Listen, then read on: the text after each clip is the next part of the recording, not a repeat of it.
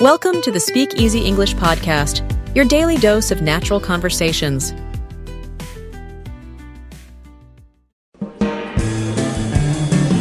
Hello, English learners. Welcome back to English Pod. My name is Marco. And I'm Erica. And today we're going to go back to the movies, but this time we're going to do it a little bit different. That's right. We're going to be listening as two movie critics offer their opinion on the latest release. All right, so we're going to be learning how to criticize or give your opinions about something. That's right. And here we're talking movies, but a lot of this language can be used to offer your criticism or ideas on literature or art or other artistic pursuits. Okay, so before we listen to this dialogue for the first time, let's take a look at vocabulary preview. Vocabulary preview. Well, we're going to look at one word here that we will hear in the dialogue, and it is erudite. Erudite. Erudite. Okay, so this word erudite, some people pronounce it erudite. That's true, and basically it's an adjective describing someone who has a lot of knowledge about a subject. Okay, so an erudite in engineering. Yes, or an erudite professor. Okay, very good. So that's the word that we're going to preview today. And now let's listen to our dialogue and find out what movie they are criticizing.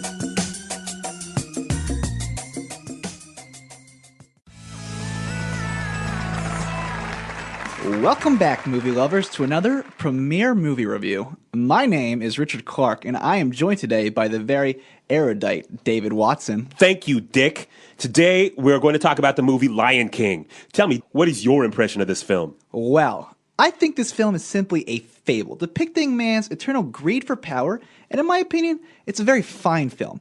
Even despite the accusations of plagiarism of traditional folktales from other countries, the musical score was amazing. The animation was very well done, and the story was simply enchanting. I think otherwise. Even though the animation was technically strong, and as you say, the score and songs performed by Elton John were great, the film lacks certain originality. It lacked heart, and I would dare to say it was too predictable. Predictable? How? Come on, Dave. It's a G-rated movie. It's for the kids. It's not a thriller. Well, that's just it. It did have some very dramatic and intense scenes. For example, when Mufasa dies, or the dark, grim portrayal of Scar. Even so, the film is linear. Mufasa dies, Simba runs away thinking it's his fault, falls in love and returns to retake what's rightfully his. It's just too cliche. How can it be cliche? It's a fable. It's telling a time-honored story. The movie makes a point of how the hunger of power leads to corruption and teaches children of the value of respect, life, and love. You have always been so soft, Dick. Open your heart, Dave.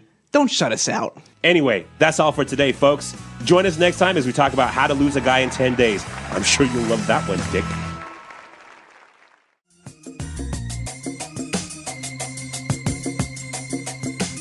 All right, so The Lion King, one of my all-time favorites. A very good movie and, well, mixed feelings about it, right? Some people think it's good, other people think it's not that good. I'm in the good camp, as you know. But anyway, there's tons of really useful and quite difficult language here. So why don't we look at that now in Language Takeaway? Language takeaway. All right, on Language Takeaway today, we have 5 words, and we can start with the first one. So the first critic said that this was a movie depicting man's eternal greed for power. Depicting. To depict. All right, so this word depict, it sounds a little bit strange, so before we explain it, let's take a look at some examples. Example 1. I don't really like the way that novel depicted the role of women in society. It was pretty sexist. Example 2. The film depicts the realities of war very accurately. Example 3.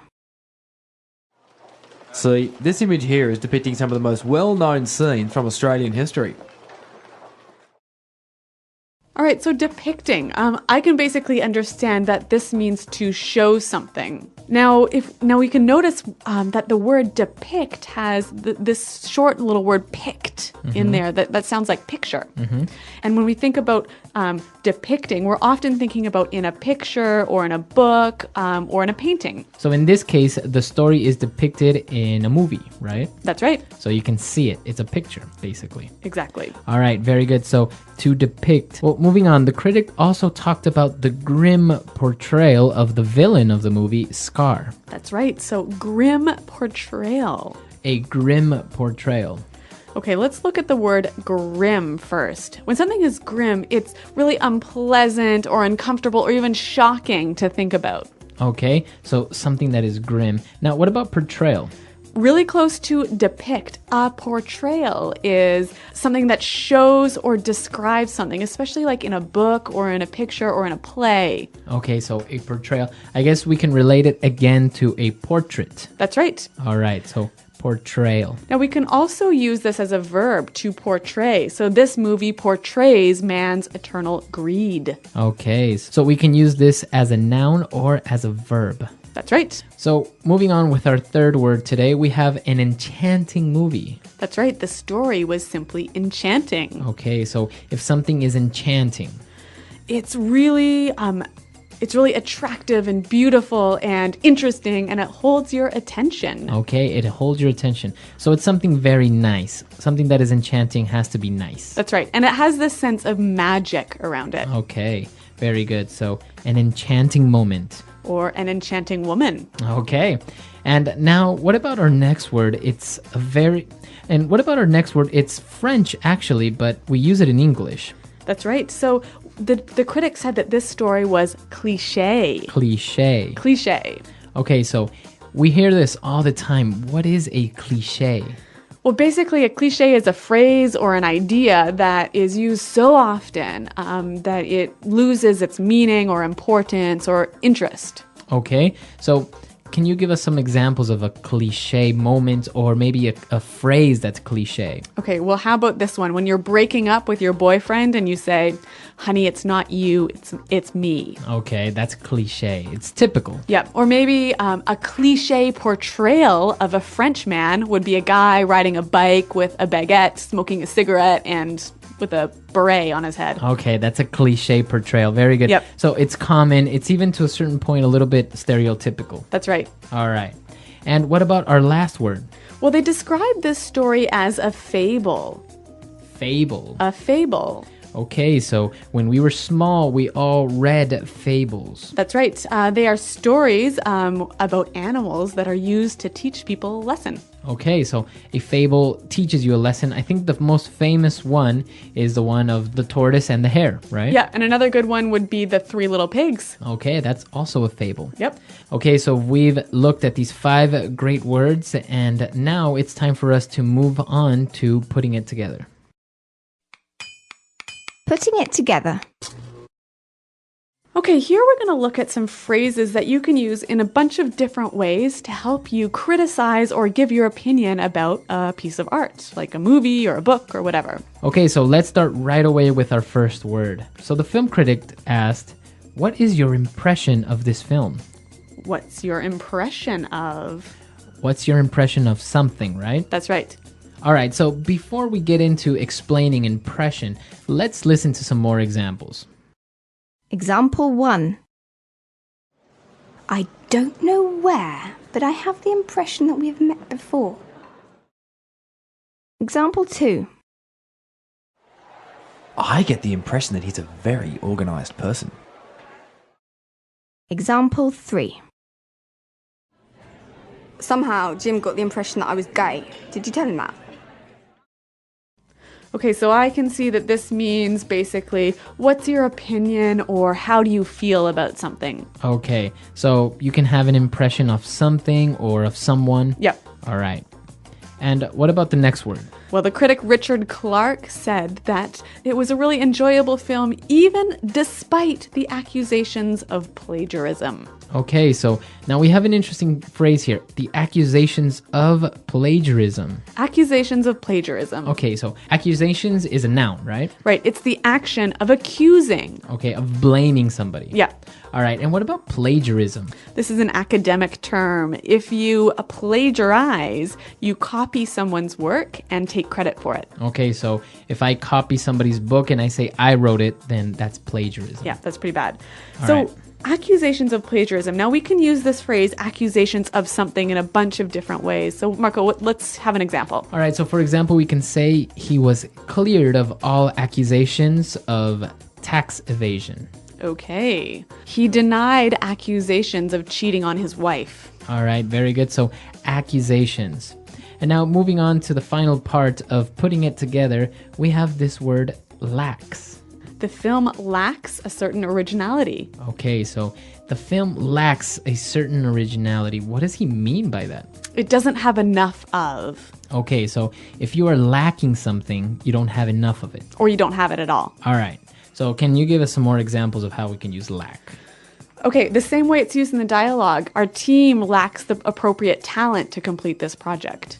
Okay, or I can say our school lacks infrastructure for so many students. Or we can also say infrastructure is lacking at our school. Okay, so you can use it in those two ways, right? You can use it as a gerund or as a verb. That's right. Okay, lots of great language here, and why don't we hear it one more time in context with the dialogue?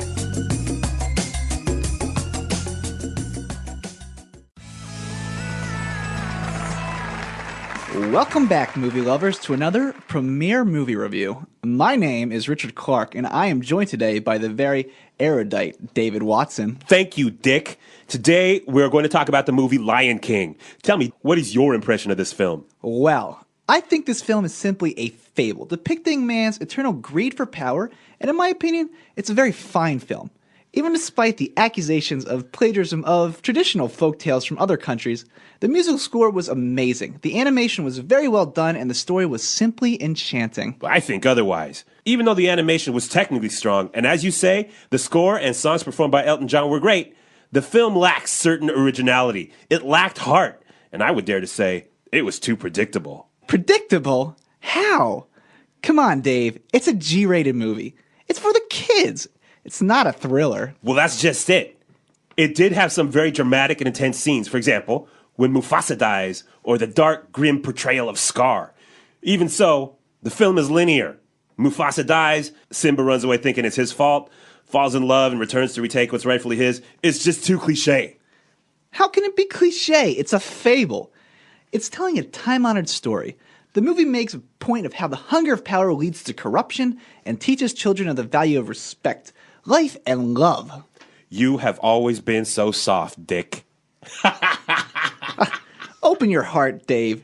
Don't shut us out. Anyway, that's all for today, folks. Join us next time as we talk about how to lose a guy in 10 days. I'm sure you'll love that one, Dick.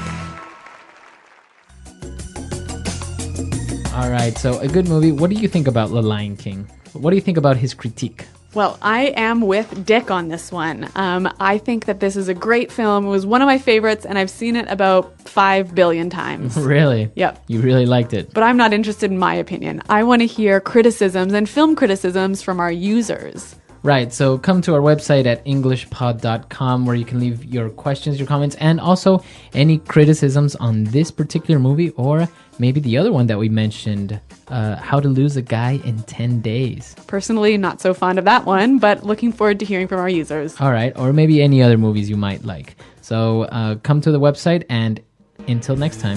Goodbye. Bye.